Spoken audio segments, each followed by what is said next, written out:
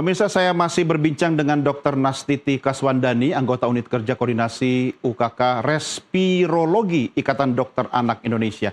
Dr. Nastiti, tadi untuk anak-anak sudah, tapi kalau untuk lansia, apakah ada gejala khusus? Lalu bagaimana untuk antisipasi khususnya untuk lansia ini, Dok?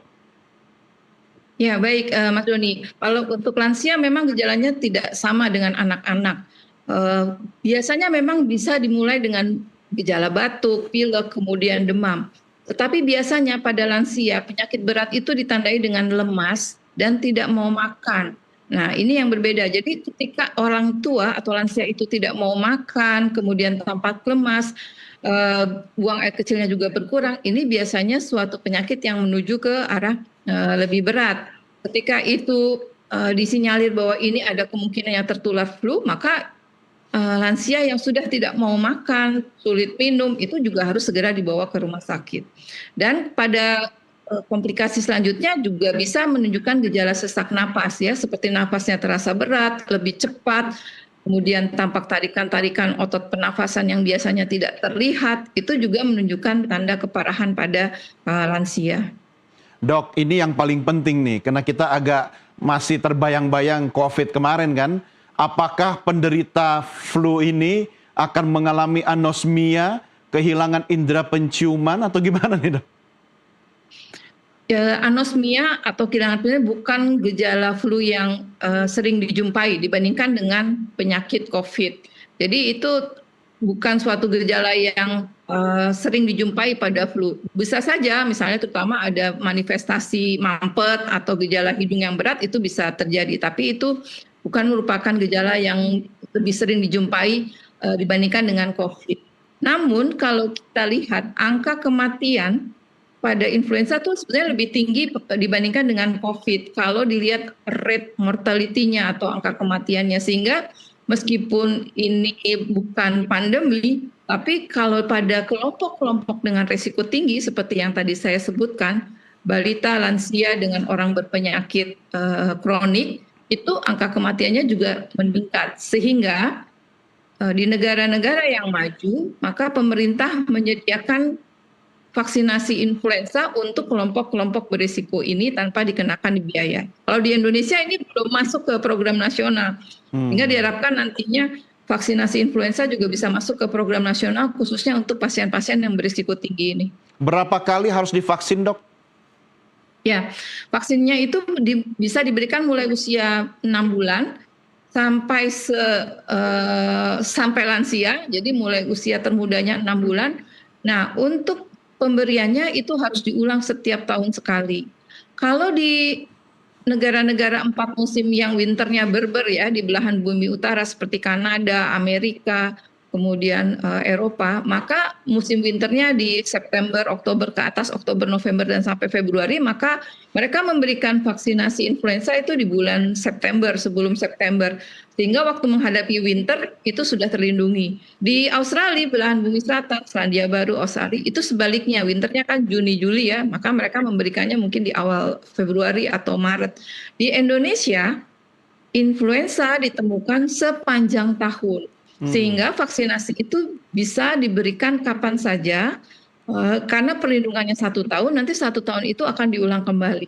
Kenapa 1 tahun diulang? Karena prediksi virus yang beredar juga berbeda-beda, seperti tadi saya katakan ada kemungkinan mutasi, sehingga prediksi untuk tahun ke depannya berbeda dengan yang sudah lewat. Makanya diulang juga karena perlindungannya juga hanya bertahan untuk 1 tahun. Demikian Mas Doni. Dr. Nastiti, dari pengalaman Ikatan Dokter Anak Indonesia sendiri, apakah sebelum-sebelumnya mungkin pernah ada di sebuah masa kita mengalami gejala-gejala super flu seperti ini, meski mungkin tidak sama persis? Kalau memang pernah, apakah dengan cara penanganan yang sama bisa kita hadapi, Dok? Iya, sayangnya identifikasi super flu atau yang subgrade K ini hanya bisa dilakukan dengan genome sequencing yang tidak rutin dikerjakan di praktek klinis. Sehingga di praktek klinis hanya maksimal biasanya mendeteksi influenza atau influenza A atau influenza B. Di bulan Oktober November yang lalu sampai pertengahan Desember memang didapatkan tren peningkatan kasus influenza.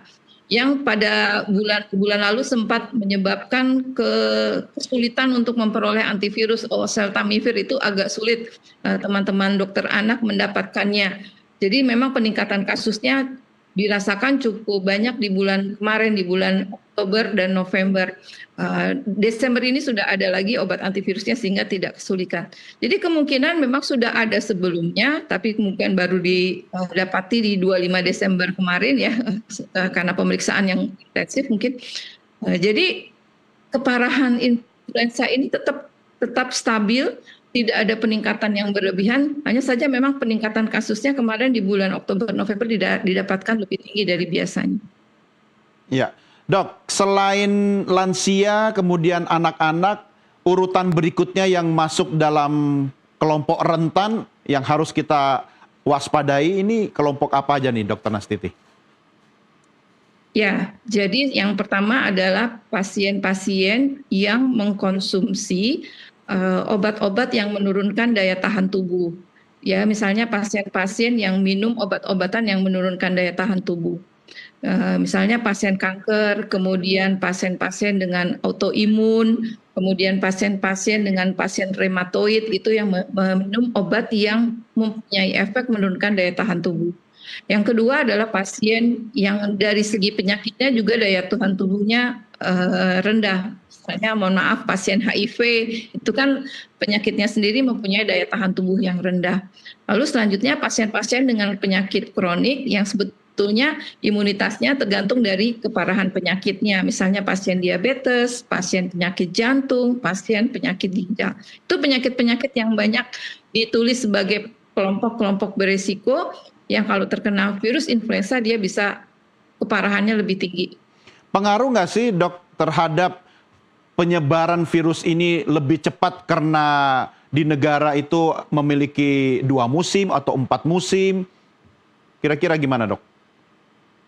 Ya, sebetulnya yang lebih berpengaruh terhadap kecepatan penyebaran penyakit-penyakit influenza atau penyakit-penyakit yang ditularkan melalui udara atau percikan dari ludah atau dari batuk adalah sebetulnya kepadatan dan mobilisasi dari penduduk. Jadi di tempat-tempat yang padat tentu penyebarannya lebih luas, lebih mudah, lebih cepat. Kemudian kalau mobilitasnya lebih banyak juga itu akan lebih cepat. Faktor musim mungkin berpengaruh ketika musim dingin memang lebih banyak virus-virus saluran napas itu tidak hanya influenza ya, ada virus yang lain seperti RSV itu lebih banyak pada musim dingin. Tapi penyebaran itu dipengaruhi mungkin lebih banyak dengan faktor kepadatan manusia, kemudian mobilitas, sama perilaku PHBS.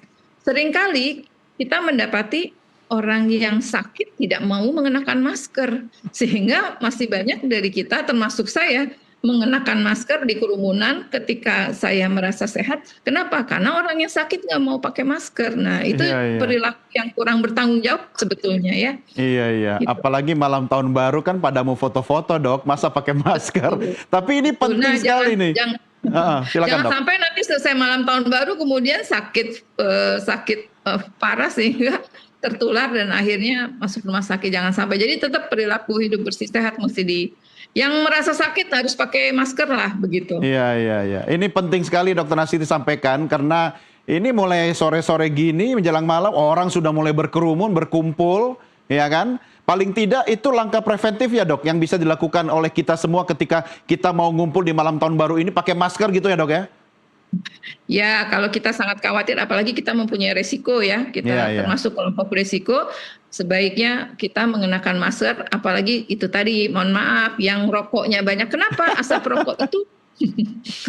rokok itu merusak pertahanan saluran napas, sehingga anak-anak yang tinggal dengan perokok itu mempunyai resiko terkena gangguan pernapasan 4 kali lebih tinggi dibandingkan dengan anak-anak tidak tinggal dengan perokok. Itu disebut ada istilahnya Mas Doni, namanya third hand smoker. Third hand smoker padahal tidak kontak langsung tapi tinggal sama-sama. Karena semua perokok bilangnya saya nggak pernah merokok di depan anak-anak gitu. Iya. Aduh, terima kasih Dokter Nastiti sudah mengulang soal rokok ini. Ini pesan buat produser saya sama teman-teman di redaksi semua ini. Tapi karena yang ngomong Dokter Nastiti ya aman lah. Dok, ini perlu juga kita lakukan upaya preventif secara mandiri, ya kan? Tetapi kan harus membuat sebuah pola pola kebiasaan hidup sehat gitu kan. Secara sederhana kemudian mudah dilakukan untuk meningkatkan daya tahan tubuh kita. Apa yang bisa Anda sampaikan kepada masyarakat, Dok? Ya, yang paling mudah adalah kebiasaan mencuci tangan. Oke. Karena tangan ini menyentuh segala hal yang mungkin di benda-benda yang kita sentuh itu mengandung bakteri atau virus. Jadi mencuci tangan, kemudian menjaga jarak. Kalau ada orang sakit batuk, ya tentu kita harus antisipasi, kita jaga jarak. Misalnya kita berkendara di kendaraan umum di public transport, lalu jarak 1 atau 2 meter ada yang batuk-batuk, kita harus mengenakan masker. Kemudian kita tingkatkan daya tahan tubuh dengan makanan cukup, kemudian istirahat cukup, dan minum yang cukup. Seringkali waktu liburan ini orang tua itu sangat ambisius membawa anaknya dengan itinerary yang sangat padat, padahal anaknya sudah kelelahan secara fisik, akhirnya bisa meningkatkan risiko sakit. Nah, itu juga harus diperhatikan. Obat antivirus apa, Dok, yang bisa Anda rekomendasikan kepada masyarakat untuk saat ini? Obat antivirus kebahagiaan. Kalau itu mah gampang, Dok. Kalau ada notifikasi transfer, everybody happy. Ya. Tapi bahagia kan meningkatkan daya imun tubuh kan? Tuh, untuk yang akan bepergian, berliburan ke tempat-tempat yang padat kerumunan, maka mempersiapkan diri harus dengan minum yang banyak, vitamin-vitamin boleh diberikan, obat-obat emergensi yang harus ada, misalnya adalah obat penurun panas, kemudian obat pengganti cairan yang hilang seperti Oralit, itu harus tersedia. Kemudian yang paling penting juga mungkin sanitizer ya, untuk membersihkan tangan, itu juga penting. Tidak boleh mengkonsumsi antivirus sembarangan ya, karena antivirus itu harus diresepkan oleh dokter dengan indikasi. Tapi obat-obatan emergensi boleh diberikan, misalnya biasa kalau batuk, minum obat batuk yang mengencerkan dahak dan efektif untuk gejala batuk yang sering dialami, itu boleh dipersiapkan. Begitu. Ya, Dok, meski tidak harus menjalankan protokol kesehatan seperti era COVID-19, tetapi apakah ada protokol biasa yang harus kita lakukan paling tidak untuk mencegah kita tertular nih, Dok? Protokol yang sederhana ya sebetulnya adalah menghindari yang sakit dan menggunakan masker. Itu saja sebetulnya. Iya, sangat sederhana dan bisa terlihat ya. Sederhana. Nah, sekarang pertanyaannya, Dr. Nastiti, ketika di rumah mungkin ada kelompok rentan tadi, lansia dan anak-anak, pada tahap mana kita harus bawa mereka ke dokter atau ke rumah sakit ketika kita sudah melihat gejala-gejala yang ada pada kedua kelompok rentan tadi, Dok?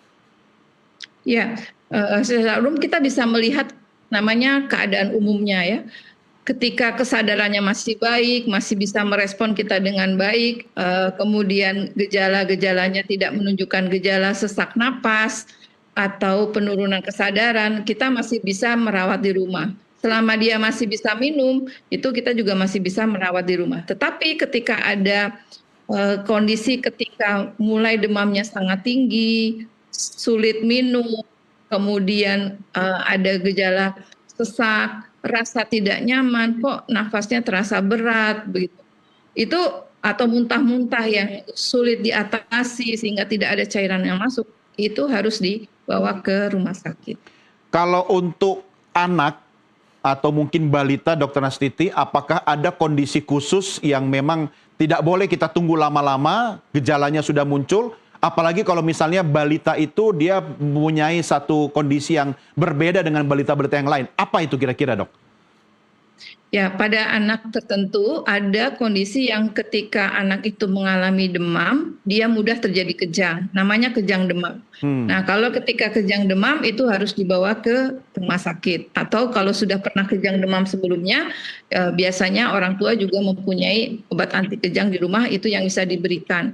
Lalu gejala kedua yang harus juga dibawa ada gejala sesak napas. Misalnya nafasnya terlihat ngos-ngosan, kemudian ada tarikan cekungan di dada bagian bawah, itu tandanya ada sesak napas, itu juga dibawa ke rumah sakit. Dulu waktu COVID banyak yang mempunyai pulse oximetry di rumah. Pulse oximetry itu bahasa awamnya alat saturasi. Iya. Yang dijepit di jempol jempol, ya. atau di lutut, kemudian menunjukkan saturasi oksigen. Nah, itu ketika di bawah 95 atau bahkan di bawah 92 itu harus segera dibawa ke rumah sakit. Artinya tubuh sudah kekurangan oksigen sehingga harus dibawa ke rumah sakit untuk mendapat suplementasi oksigen. Kalau sebelum dibawa ke rumah sakit, apakah ada upaya yang bisa dilakukan secara mandiri, Dok, di rumah misalnya untuk meningkatkan saturasinya?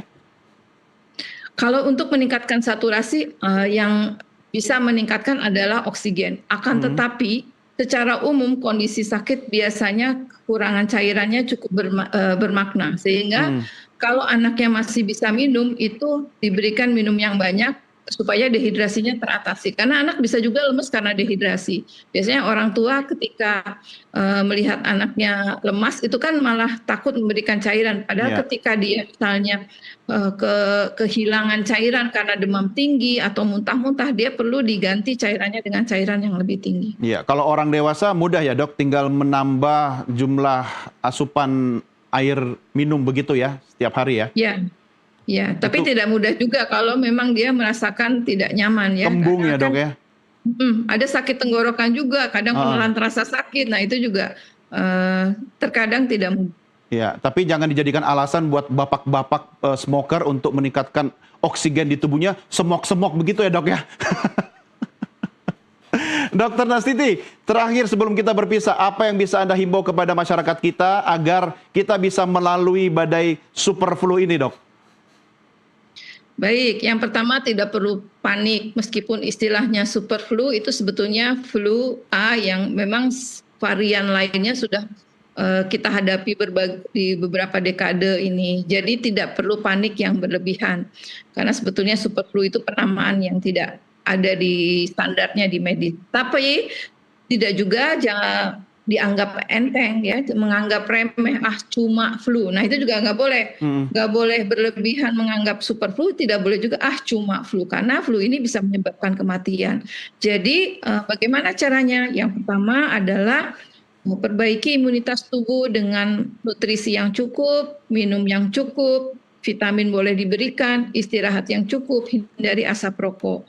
Kalau ada yang sakit, hindari untuk kontak erat, mengenakan masker dan lakukan perilaku hidup bersih sehat, mencuci tangan ya, kalau perlu dengan hand sanitizer ya. Kemudian jangan lupa lengkapi vaksinasi influenza dan vaksinasi lainnya. Ya.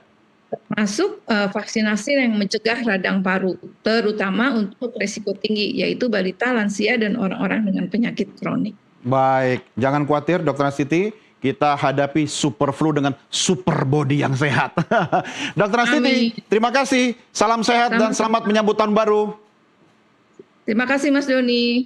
Ya, baik. Pemirsa, demikian diskusi saya dengan Dr. Nastiti Kaswandani, anggota Unit Kerja Koordinasi Respirologi Ikatan Dokter Anak Indonesia. Kami segera kembali sesaat lagi.